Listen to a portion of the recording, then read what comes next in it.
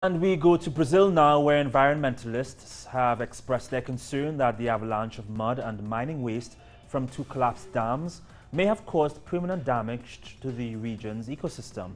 The accident has already cut off drinking water for 250,000 people and saturated waterways downstream with a dense orange sediment.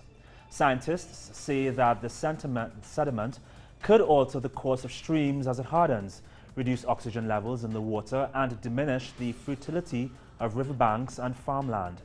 Like Candonga, which formed behind a hydroelectric dam on the Rio Doce, has already mostly vanished under a thick layer of mud and shredded trees.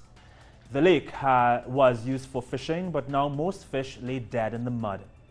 Farmers are being forced to move their livestock away from the river's banks, afraid to let their cattle drink the water.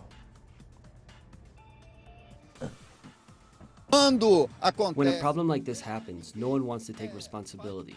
But in addition to the mining companies, we also need to consider the responsibility of the environmental agencies, because the risk that these dams faced of collapsing had already been identified.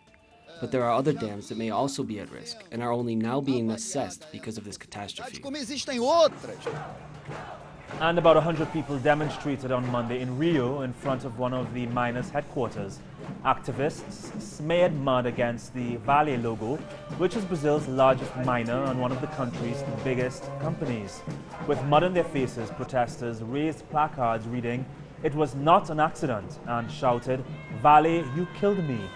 A member of the Assurini indigenous tribe said that he had put a curse on the company for it to become bankrupt.